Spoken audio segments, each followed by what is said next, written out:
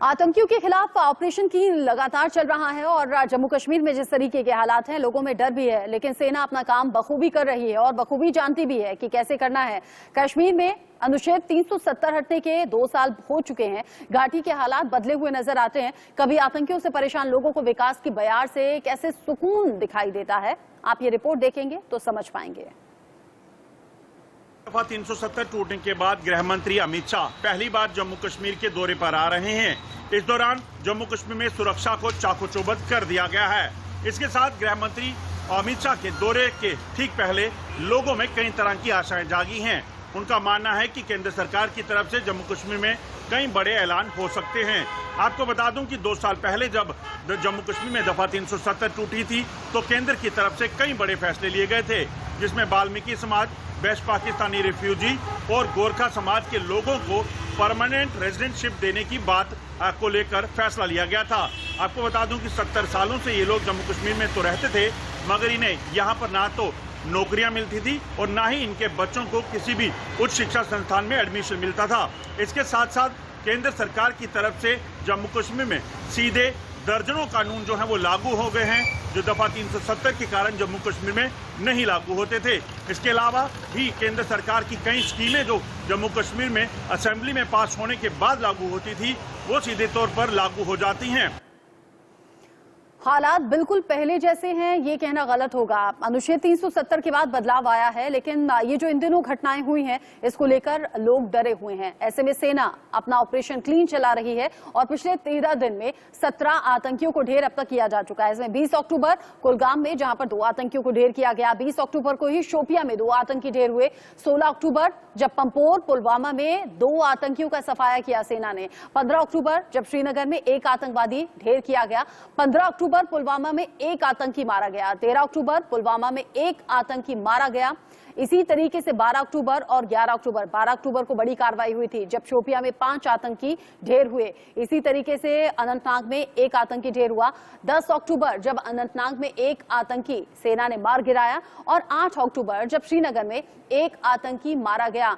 इस तरीके से समझ सकते हैं कि 13 दिन में अगर 17 आतंकियों का सफाया हो गया है, जिसमें कि कमांडो लेवल के भी आतंकी हैं, इनमें टॉप कमांडर्स भी शामिल हैं, तो आप समझ जाइए कि सेना चाहती है ऑपरेशन क्लीन के जरिए आतंकियों का जड़ से सफाया करना। अब किस तरीके से एलओसी पर खतरा बना हुआ है, किन किन इलाकों में ज्यादा कुछ खतरा नजर आता है, आतंकियों की घुसपैठ ज्यादा है, आप समझिए मेंढर सेक्टर यहाँ का नरखास जंगल जो है वहां पर आतंकी गतिविधि ज्यादा देखी गई है। भिम्बर गली भी इसी में आती है। मनकोट, बालाकोट, केजी सेक्टर, ये वो एरियाज हैं जहां पर आतंकियों की सक्रियता ज्यादा नजर आती है। अनंतनाग भी इन्हीं में से एक है। कुलगाम है, पुंछ है, पुंछ जहां पिछले 13 दिन से फॉरेस्ट एरिया में सर्च ऑपरेशन सेना का चल रहा है। बांदीपुरा इसमें है, श्रीनगर है, कमरवारी है और शौरा, एमआर गुंग, नौहट्टा, ये तमाम वो इलाके हैं। अंचार इसी में आता है, वानपोह इसी में है, केमोह इसी में है, उत्तर पुलवामा भी इसी में आता है और ये वो एरियाज हैं जहां जो आसपास जो लोग हैं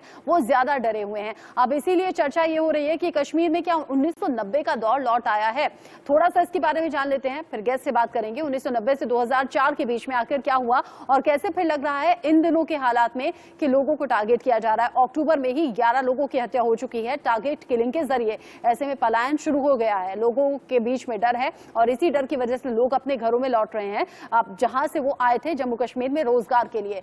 1989 से लेकर 2004 के बीच में 219 कश्मीरी पंडितों की हत्या हुई। 1990 के बाद 60,000 से ज्यादा परिवार ऐसे हुए जिन्होंने पलायन मजबूरी में कर लिया। 40,142 हिंदू परिवार ऐसे रहे 1990 के बाद पलायन इनके जरिए किया गया। 2,684 मुस्लिम परिवार, 1,730 सिख परिवार का पलायन यहीं से हुआ था। 370 हटने के बाद 3,841 युवा कश्मीर लौट आए थे और अब अनुच्छेद 370 हटने के बाद लोगों में ये उम्मीद थी कि हालात अब बेहतर होंगे। कश्मीरी पंडित डोगरा हिंदू के 900 परिवार घाटी में हैं। ऐसे में अब जब हालात लोगों के बीच में डर पैदा कर रहे हैं, लोगों को टारगेट कर करके उनकी हत्या हो रही है, तो लोग पूछ रहे हैं सुरक्षा की गारंटी। ऐसे में गृह मंत्री अमित शाह का 3 दिन का दौरा खास है। अब परिहार सर, जरा थोड़ा सा समझाएंगे आप, अगर आतंकवादी इस तरीके से लगातार सक्रिय नजर आए, अगर सीमा पार से घुसपैठ इसी तरीके से करवाई जाती रहे, तो कुछ बड़े एक्शन होने चाहिए, वो भी तब जब लोगों के बीच में डर है, उन्हें सुरक्षा की गारंटी चाहिए।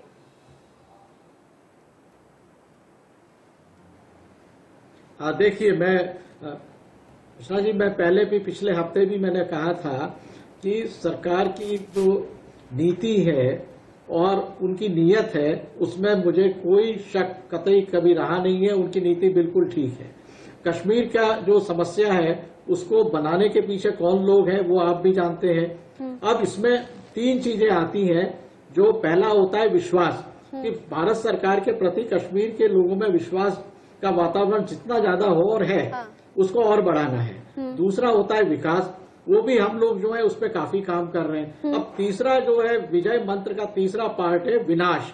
अब विनाश का मतलब ये है कि वहां पर जितने भी जो आंतरिक सपोर्ट है, चाहे वो फाइनेंशियल इंस्टीट्यूशंस पाकिस्तान ने पीओके के थ्रू यहाँ बनाए हुए हैं, सिविल एडमिनिस्ट्रेशन, पुलिस में अगर कुछ इन्फिल्ट्रेशन हो गई है और कुछ राजनीतिक दलों के साथ अगर उनके गठजोड़ है, उनका गठजोड़ तोड़ना ये विनाश का है। और दूसरी तरफ चूंकि आपने बड़ी बात कही है परिहार सर, चूंकि आपने बड़ी बात कही है तो नीलोफर जी से उनका रिएक्शन जानना जरूरी है। नीलोफर जी, आतंकवाद तो ऐसी दीमक है जिसका जड़ से सफाया होना चाहिए। फिर कोई जाति, कोई धर्म, कोई पार्टी इसमें अलग अलग होना ही नहीं चाहिए। सभी पार्टी एक साथ क्यों नहीं आती?